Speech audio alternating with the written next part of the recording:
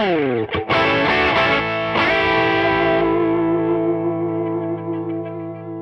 everybody, welcome back to Andertons TV. I'm with Evan Stanley here, and we are in the Rock and Roll Relics kind of workshop. And it's kind of cool because you guys will have seen us go through the Fender factory and the Gibson factory and the PRS factory and all these places that are making thousands of guitars a week. And you don't often get to go and see probably what makes up the bulk of the music industry of, hundreds and hundreds of these much more modest guitar makers who are making maybe, half a dozen guitars a week or something like that. And Rock and Roll Relics is a brand that we started stocking about a year ago, and we've totally fallen in love with the guitars. Evan is one of their artists, so this is a great story. So tell him, because you're not strictly speaking employed here, are you? You're just I'm not employed at all, but I'm learning a lot of stuff. I used to live like 5 minutes from here, so I'd come bug the guys. I was in a little one-bedroom apartment, and they have a great room here where you can just crank up and play. And the more I showed up, the more they'd give me to do. So, whether it's painting electrical cavities or sanding or all the little basic things, that's kind of where I'm at. But I'm learning and refinishing one of my own right now. So trying to learn each step as we go. That's great. So look, Evan's going to show us around. Going to talk a little bit about Evan's band as well. Got some interesting guitars, got an interesting guitar collection, or connection, sorry, which we'll come on to as well. But look, come in, follow us. I noticed that obviously all the basic CNCing of necks and bodies is outsourced, so it's why it's lovely and quiet in here today. Otherwise, you just you wouldn't be able to hear yourself think. But this is the crew, right? These are the guys who make the magic. It's all the bodies and necks are designed here. All the specs, but made offsite, brought here, and then everything else happens here. And I fell in love with these guys like you way before I knew them. I played some of their guitars, and they have that extra bit of magic. What everyone I think hopes for in a vintage guitar and then finds in some of them, you find in all of these, but they're not beholden to the past. So you get the craziest finishes. I mean, I play a pink leopard Les Paul Special, essentially. It's the Thunders model. It's, building on what we all love from vintage guitars and making them a little more now. So can we start over here? Because this is a good example of kind of like how a guitar is going to kind of start its journey in this workshop. So we've got some blanks, some body blanks and some net blanks that have come through from a third-party company they use to sort of CNC these. I think it's quite interesting. This is my personal favorite model. This is the Revenge. It's an original Rock and Roll Relic shape. I love these. It's like the vintage guitar that never was. But so you can see a CNC does an amazing job of sort of consistently, producing slabs of timber to this kind of template. I was talking to one of the builders, one of the finishers over there, who was saying, if you try to do this yourself and you've got a sort of a more affordable, sort of almost like home use CNC machine, it'll make so many mistakes and churn up so many pieces of wood. It's just not cost effective. But you can see from here, and maybe even more so with the necks, although this kind of looks like you could just sort of bolt these two bits together and go, when you actually feel the CNC machine doesn't add any of the finesse. No, everything's finished by hand. Yeah. And I think that's really what makes a difference. Is there's no secret nowadays to what goes into building a great guitar. Yeah. But it doesn't mean it's easy to do, and everyone here absolutely loves what they do. I mean, this is what they do if they weren't working here. It's the passion. So every guitar gets that little extra bit of attention. After we get the necks and bodies, here's how we get them, put them together. And while they're drying, waiting for paint, they're up here. We got a bunch of Thunders and Revenges up next right now. I love these. These are all single pickup Thunders. How much, so these have been, the neck and the body have obviously been glued together or bolted together depending on the design. Yep, so these are all set, so these are glued in. But not much hand finishing yet? Not yet. Yeah, so still feeling pretty, pretty sharp on the edges and stuff like that. I walked in, this was maybe 4 days ago when all these were clamped on that table. Right. So this is that first step. They'll sand, then they'll grain fill, and they come in here after. So here's all the work in progress. I love these. You get...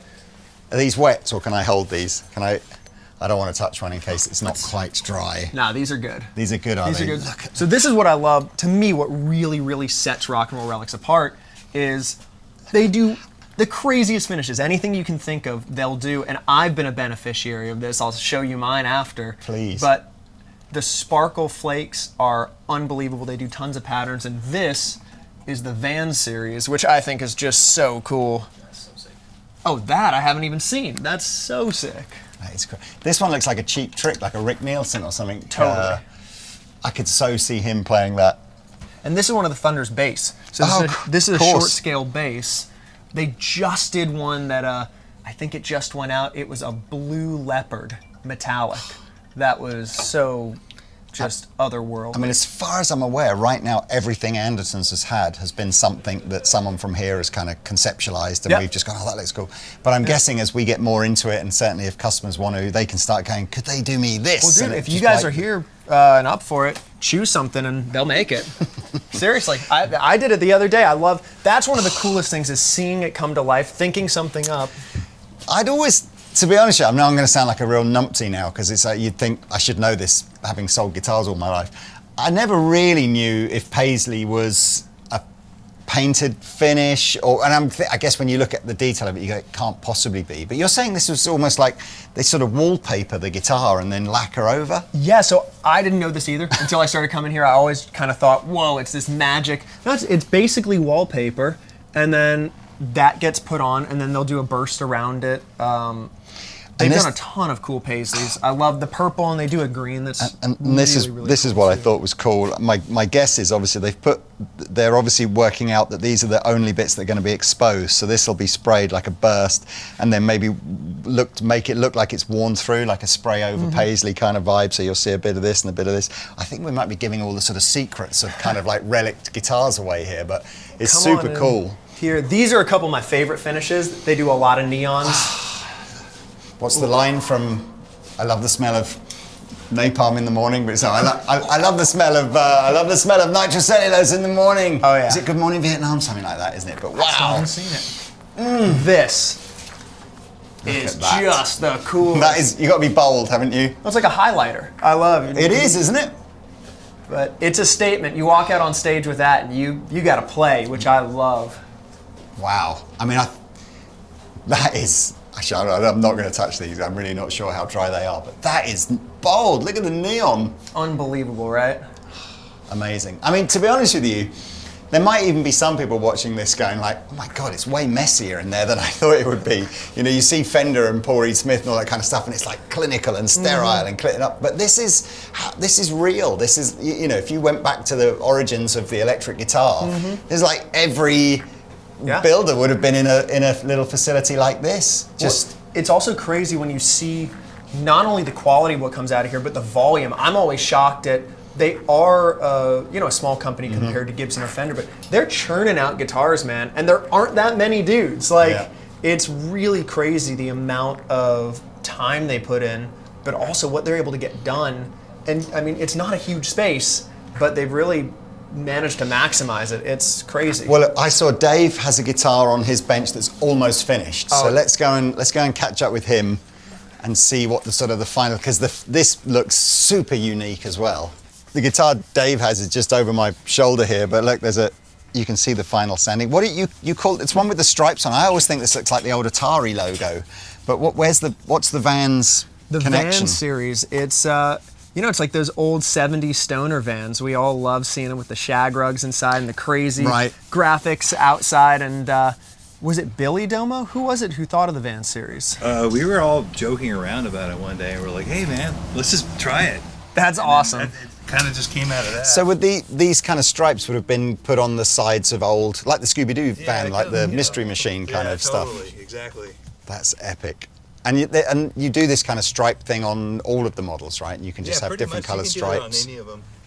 It does look good. Yeah, I think we have done them on all of them now. And who gets to decide? Because they're not all. They're often different kind of shapes of stripes and everything. Is that almost as each builder is doing his thing? He's just like, you know what, this will look cool or that'll look cool. Or do you start drawing it on a piece of paper and decide what to do?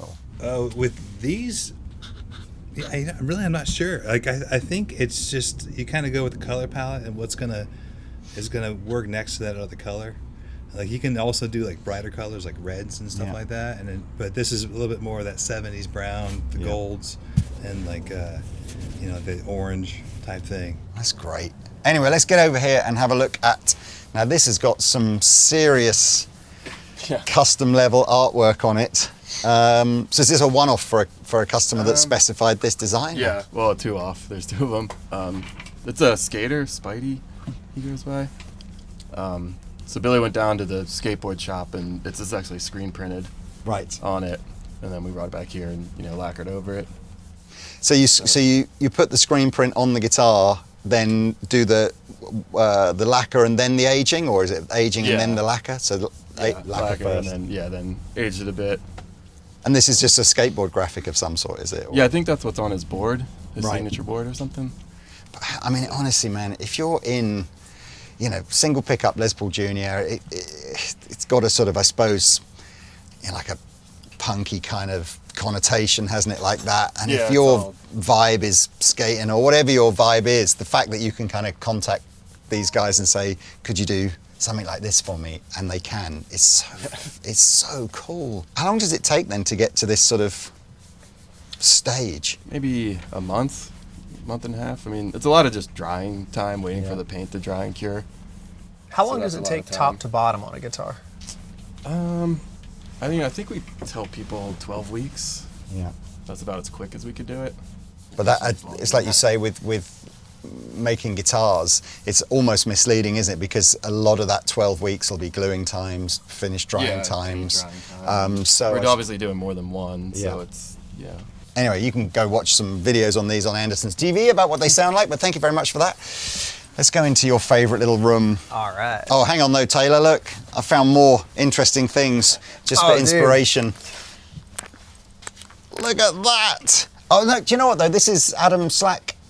So Adam from the Struts has just had his signature guitar, which is a Union Jack, right? Lightning, but with a Union Jack, but done in black and silver. And in the video, he said to me, because I said, where was the inspiration from that? And he said he'd seen another artist had the American flag done in black and white. So he was like, so who was this done for? Billy Joe Armstrong originally. Right. We've never done that shape in the flag. That's the first one of those, actually. So Billy Joe, I think he says Billy Joe maybe had a Thunders or something in that. That's so cool, man. What else have we got here? Another one of these vans. I always thought when you said vans, you're talking about the shoe manufacturer, but you're just talking about a van, right? An actual. It's like the shag wagon, you know what I mean? Yeah. If you didn't hear that, he said a shag wagon. Anyway, onwards into the room. All right. Cheers, guys. Thank you very much. This one, definitely something to just check out. Talk about crazy paint. I just think that's just so You got a cool. sparkle binding around, and one thing I love about these, They've done the neck. they always do the neck, or you'll see like these, they do a stinger. Yeah. So even the back of the headstock gets something cool. No matter what angle you shoot one of these, it's gonna look awesome. Adam's, I'd never seen a rock and roll relic with the sparkly binding around the headstock until I saw his. And as soon as I saw it, it was like, it's such a great detail. Wait, I'm jealous, man. Yeah, it's such a great detail. Oh, that's so cool. R on the door, they pimped this room out. This is the ultimate. Great. This is like it's like the ultimate little YouTube studio in here, isn't it? It's like a teenage bedroom from the 70s. Isn't it? I love it. I wrote our band's first single in here. This is where I come to just really vibe out, and the guys are so cool. They let me crank up, and they've heard so many songs half finished for hours. Surely this has been made for Pete. Surely. And then look at that. The sort of, I mean, there are a couple of brands that have really made their success from it's like something that could have been but never was. And when you see something, you go, I'm sure I've seen this before. And obviously you can see there's a Gibson kind of inspiration here, but that you can go back through the catalogs and go, actually there was never something like this before. And they just nail it. I'm just into the Thunders, man. Same. My first Thunders, this is what got me into rock and roll relics, was this. And this has been my main guitar for 2 years now. It's unbelievable. I mean, it's light too. I love all my guitars from them are light. Even the Revenge is huge, but it's lightweight. I've never seen an archtop Thunders before. I mean, that's so Malcolm Young. This is a Starfighter. So this is actually, that's hollow.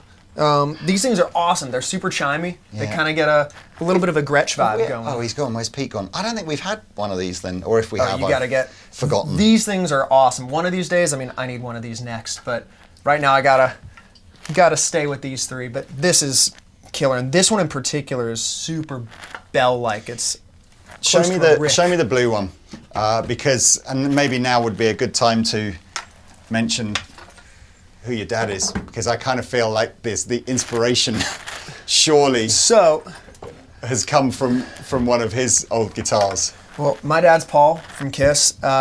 I grew up seeing a lot of mirrors and reflectors, confetti, anything that can sparkle is Yeah. good. So, yeah, I think that stuff kind of crept in, subconsciously. It's- And just the 3 pickup thing, it's just so cool. Well, this actually wasn't supposed to be for me, is the funny thing. So these are my 2 guitars, because I love Thunders, like Yeah. you. I like the double cuts. I love Junior, so a single pickup is just the way to go for me. Yeah. But this was going to go to Marsh, the other guitar player in my band, Okay. Amber Wild.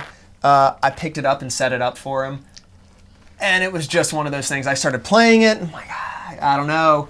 Brought it to a session the next day, and he liked it, but I loved it, and I called Billy, and I was like, look, I can't give this back. What do you need? This can't go back. And it's funny because this is kind of the opposite of the specs I normally use. I usually go for 1. That's an anomaly where I have 2 pickups, but I usually go for 1. This has 3. Yeah. I go for the chunkier 59 neck. This is a 60. I like Right. rosewood. This is maple.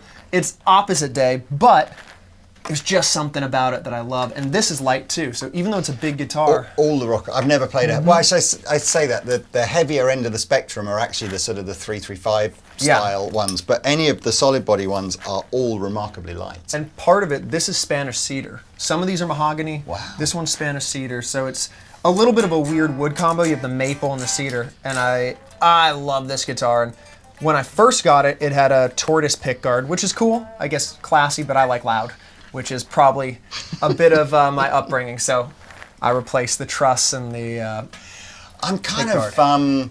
You mentioned about the lockup or the warehouse that your dad's got some of his old gear in, yeah. and you often hear the guys that reached your dad's level of kind of success in guitars. You often hear I've got this warehouse, because it's like the insane amount of gear that they've collected over the years or been given or just bought for tours or whatever. Well, What is that place like? Is it like It's Indiana awesome. Jones or It's- something? It's so cool, but it's funny. So many people think of this like, oh, it's Disneyland and it is. It's awesome, but it's not.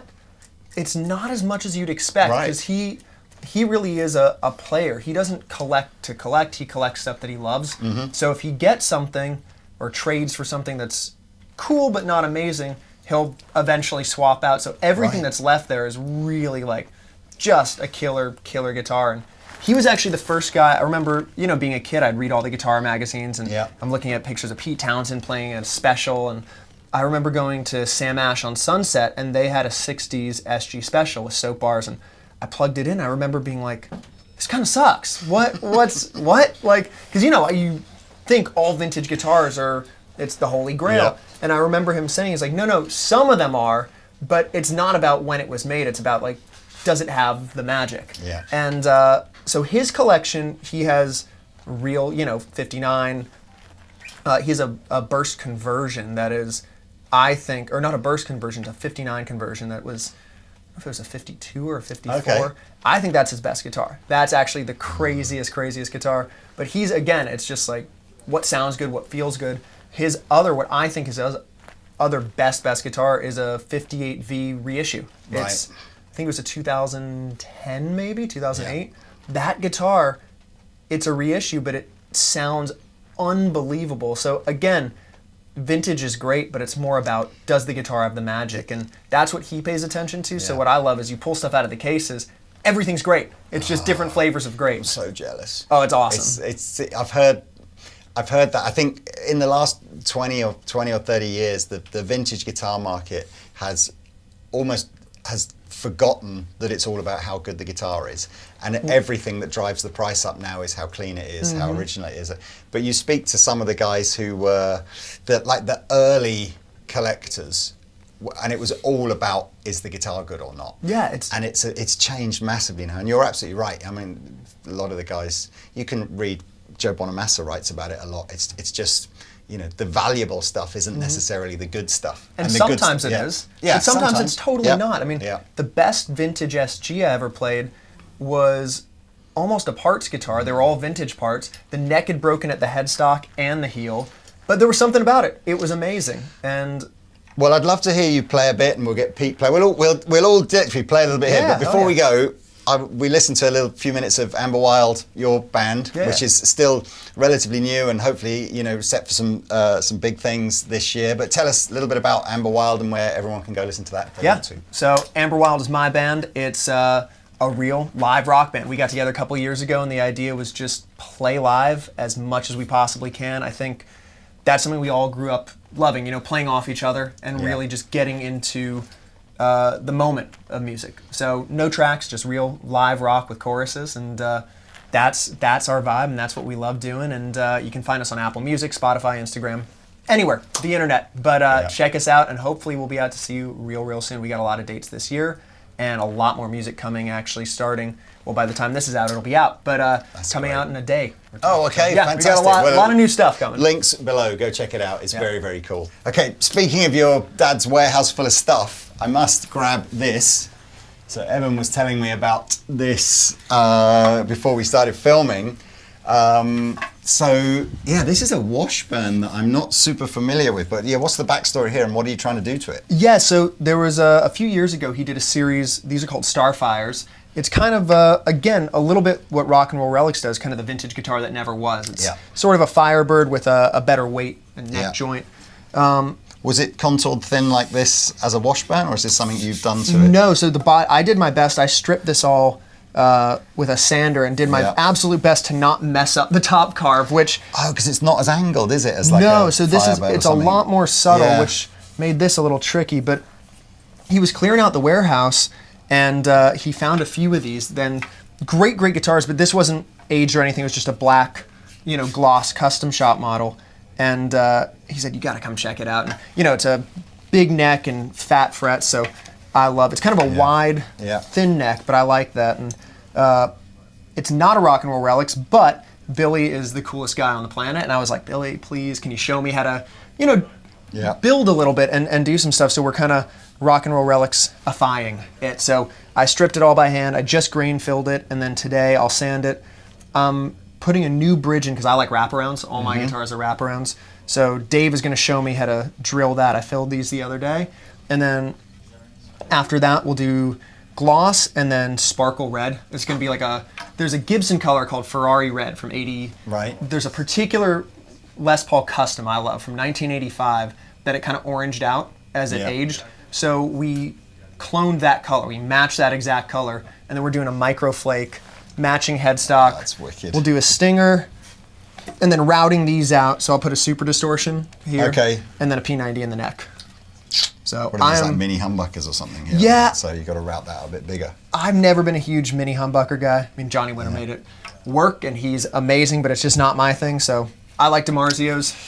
I'm going to throw them in, and it's going to be killer. The reverse headstock's cool, isn't it? I look forward to seeing that when it's done. Anyway, let's play. Let's do it.